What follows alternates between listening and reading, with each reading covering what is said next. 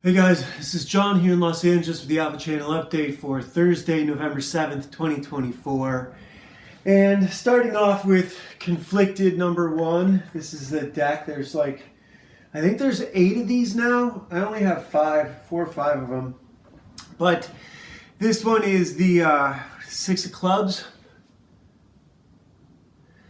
And in this one, you are out foraging for food for your family out in the wilderness. I guess there's been nuclear blasts. You're in a community with a bunch of other families, and there's people who are dying of starvation. And you've come across basically a handful of berries, which is a feast for your family, but doesn't really do much when you spread it out through the community, which is what you're supposed to do, being part of the community. And I get this whole thing right here on this one little card. And so then at the end, what do you do and why, right? What do you do and why? You have a handful of berries, your children are starving. What do you do and why? Today we have Tarzan number 3. No anti-white Jewish influence in this. This is a pure story, pure fiction. This is why I have a fiction addiction. This is Roy Thomas and John Buscema, and this is great. This is awesome. They have a ton of source material to work from this. You know, I was thinking about this. Marvel is a lot like Disney, is a lot like IDW, is a lot like all these other companies that, you know, some of the Comicsgate guys complain about, in that they made their bread and butter on licensed characters. How many Marvel characters that stood the test of time were licensed? Tarzan and Conan for sure, and they're not superheroes. The superheroes, I think, the Marvel superheroes, as long as Marvel's going, they'll be going, but I think I foresee them being doomed, especially the off-brand, the B team, the what is non-varsity? I don't remember. I'll remember it later. Albert Brooks' movie, and Anthony Jeselnik is the really funny comedian who's super brutal. Defending Your Life. Albert Brooks' movie is called Defending Your Life. The one where when you die, it's all about what were you afraid of? Did you challenge yourself? Did you go after what you were afraid of? And in this one, so now this is a continuation. I love that this is a new Tarzan story, and that they reference the Edgar Rice Burroughs books. I think he wrote 20 or 30 books. Now they're only like 120 page books, but still, that's fucking awesome. We are going to get to this Conan. Which one is this? Special issue. I think this is Bart Sears on the cover, or Barry Smith. I think this is Bart Sears. I don't know. We're going to get to this, and we're going to get to this, and we're going to get to Inglorious Rex.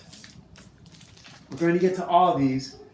But first, this is Tarzan number 2, and I have 2 issues of this now, and this is Tarzan number 1, and this is Tarzan number 4.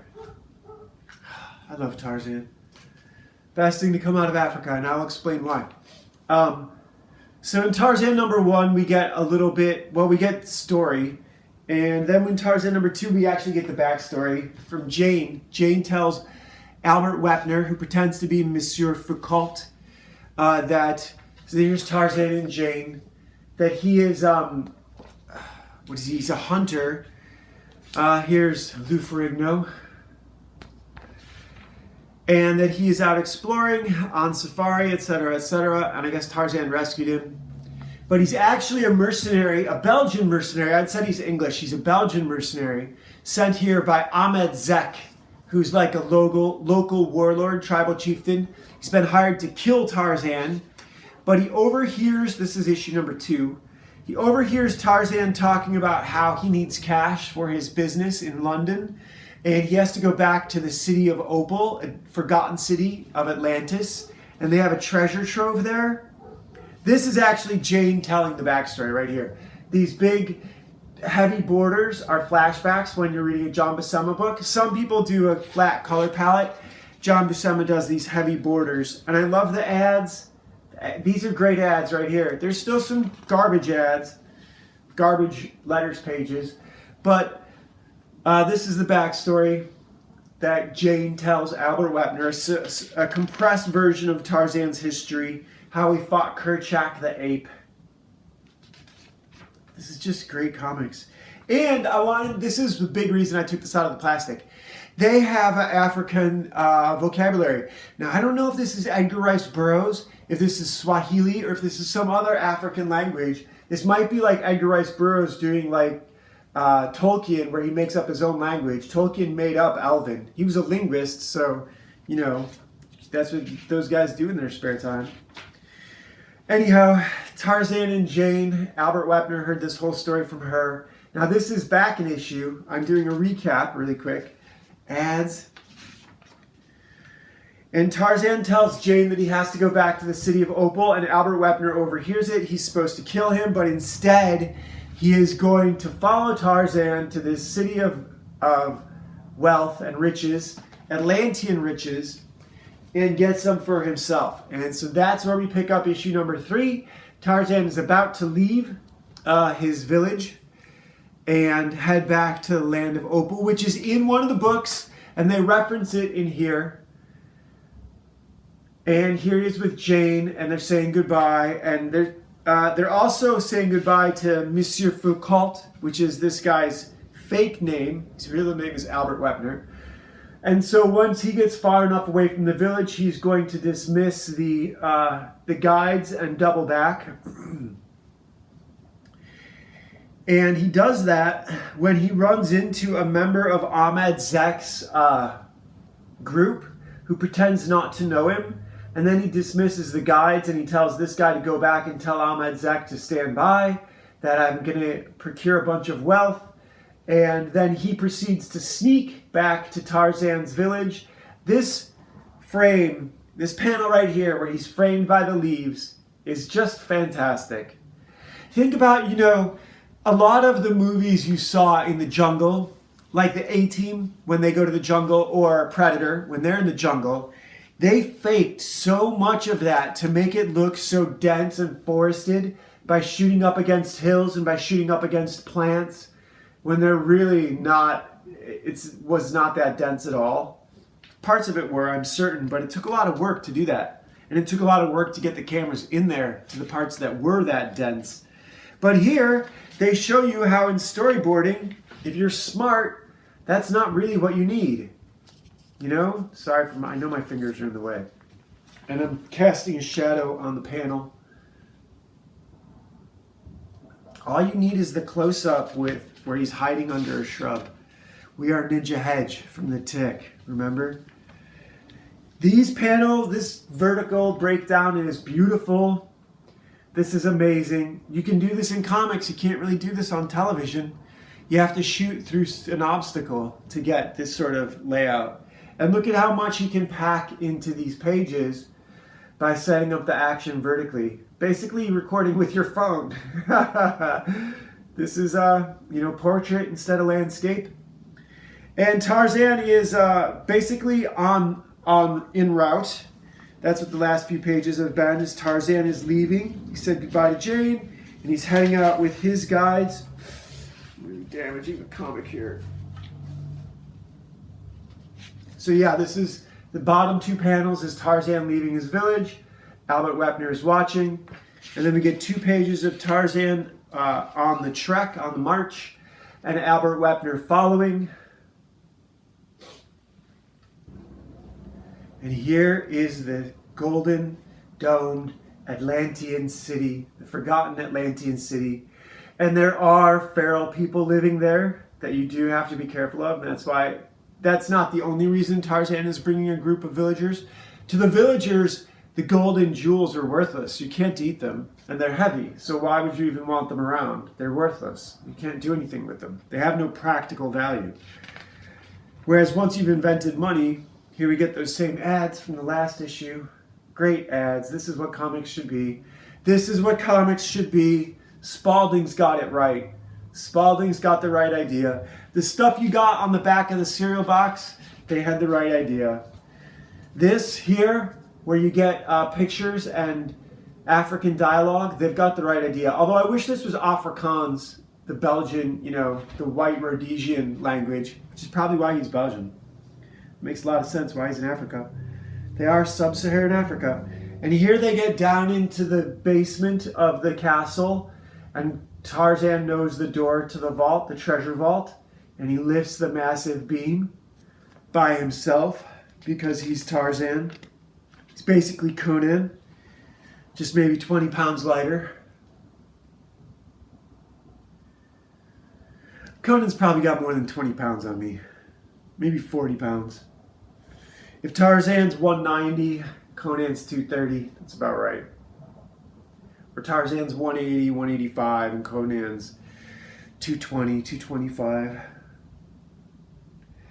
So here they found all the gold and they start carrying it out. Tarzan carries 8 bricks. The Waziris only carry 2, and they leave all the jewels. They only take the gold bars, the butter bars. What a magnificent artwork. John Buscema, right? Roy Thomas and John Buscema are really the only guys who can do the Marvel method. You need this level of skill and talent. You can't have crack addicted trannies writing stories for, webtoon artists and expect to make comics like this when John Buscema's doing this for kicks.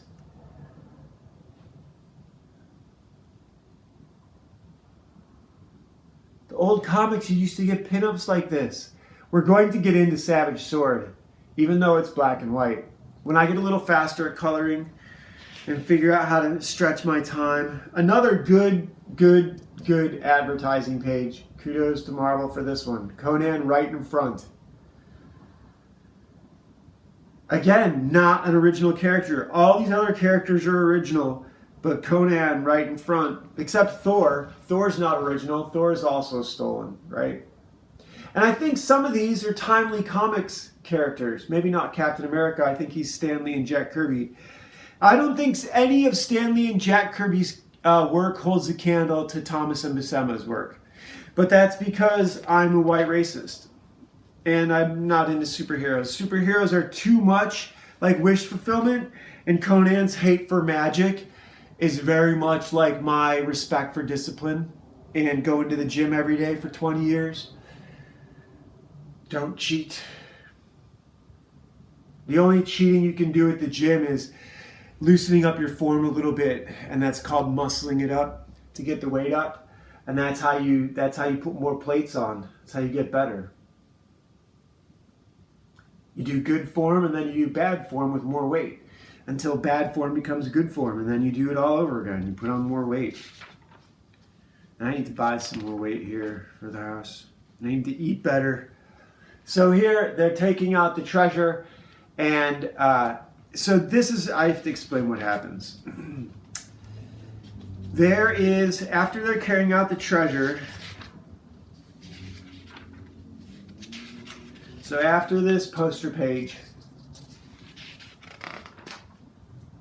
Albert Wepner's getting close, and there's an earthquake, and Tarzan is not just knocked out. Well, Tarzan's knocked out for right here. And Albert Wepner is trapped. The stairs are blocked. He can't get out the way he came in. So he goes back down to the vault. He steps over Tarzan's body, doesn't try and help him, and goes through the vault and finds another door leading up to the castle proper. So they came in through the outdoor, literally, right? They came in through the exit. And he's going up to the castle proper, where all this gold was carried down from when it was presented to the king or queen in the throne room as tribute from the other communities in the area, because that's how you amass this sort of gold.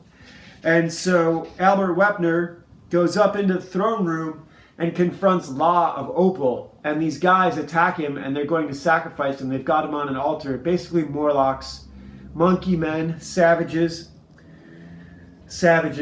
and they look like white savages though, or like Neanderthal savages, really Neanderthal savages. They're definitely not black savages, although they are dark in color. And Law of Opal is obviously a white woman. And this guy's about to be sacrificed when Tarzan shows up right here, and Law of Opal remembers him, and they tell us which book this is from. So give me a second, and I will tell you guys which book this is from. So Tarzan met Law of Opal in The Return of Tarzan by Edgar Rice Burroughs, in that novel. And this is the first time he's come back and met her again. This is kind of like Roy Thomas doing the end of Conan, where he went back and met all his people that he'd met and re-met them again 10 years later. And so instead of drawing all the 20 Tarzan books, they're just drawing The Return. And there's a cartoon for this. And you know, like, look, there's a lot of violence in this one. Right here, Tarzan starts killing guys. And this is not, this issue is just as violent as any Conan issue. Just as many guys die. But because Tarzan has talking animals as his co-stars, you can make a death stab a knockout punch and have a cartoon, right? Like, you can bring the violence down. Animals don't always kill each other when they fight. A lot of times they fight to establish dominance, and then one of them leaves the area. And so they're able to do that with a Tarzan cartoon in a way that no one's been able to pull off with a Conan cartoon. They haven't been able to pull it off. There was a really bad one in the 90s and late 80s. Anyhow, this is the end of the episode. Roy Thomas, John Buscema, Tarzan, Lord of the Jungle by Marvel Comics in the 70s. I don't know which year. I'll look it up next time. Next time when we do issue number 4. And so today is brought to you by The Legacy of a Mad Scientist and the Legend of Ashley Fox. Science fiction fantasy in the same vein as Tarzan or Conan, only in the future, in which a young ballerina is forced to take kung fu classes to protect her young brother when her father becomes a target of corrupt government agents. So awesome audiobooks for you guys to listen to here. We also have a comic book in the description, Ashley Fox, Ninja Babysitter, The Last Valkyrie, issue number 6. Issues number 1 through 5 haven't been done yet, but you're welcome to check this out. It's a PDF in the description. When Ashley Fox dies rescuing children and gets reborn in the Order of the Valkyrie. So, yeah. And what's the solution to this? What do you do with the berries, right? Do you split them up with your family and feel guilty about it? Do you share them with the group and not get any sustenance? Here's a better question, right? Say you catch the guy with the berries. Do you throw a fit? Are you a piece of shit about it? Do you tell him, look, man, I'll cover for you. Share these with your family. How do you handle that? Think about this from other perspectives. Of course you want, dude, keep the berries, man. Keep the berries. Dude, keep the berries. I won't tell anybody. And then you have a friend for life because you let him keep what he found. Think about other perspectives. Think about who that makes you. Of course you share the berries with your family. And then when you find enough chocolates for everyone, you share that with the group because that has no nutritional value whatsoever. Honey, you guys know honey is liquid gold. Honey doesn't rot, and you can literally survive on honey. It's both liquid and a solid. It has enough sugar and carbohydrates in it to keep you alive. Honey's liquid gold. So that's a secret for today. All right, what do I want to talk about? There's going to be a big gap and a cut again, right? Is there anything I want to talk about? Am I happy that Trump got elected?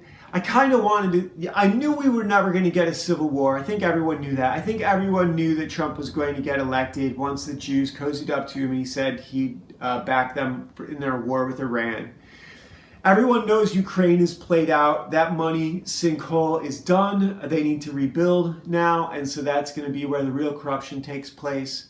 All the people that were killed, no one's going to be held accountable for that. Trump is also going to cover up for COVID. No one's going to be held accountable for that because Trump is the one who gave us the vaccine in the first place. So he's no stranger to Jews. I think he's half Jew himself. So don't trust him, guys. He's, although that's hypocrisy for me to say because back in 2015, I thought Trump was hilarious. But I love Trump the same reason Michael Moore was afraid of Trump, because he is a live hand grenade thrown into a corrupt system.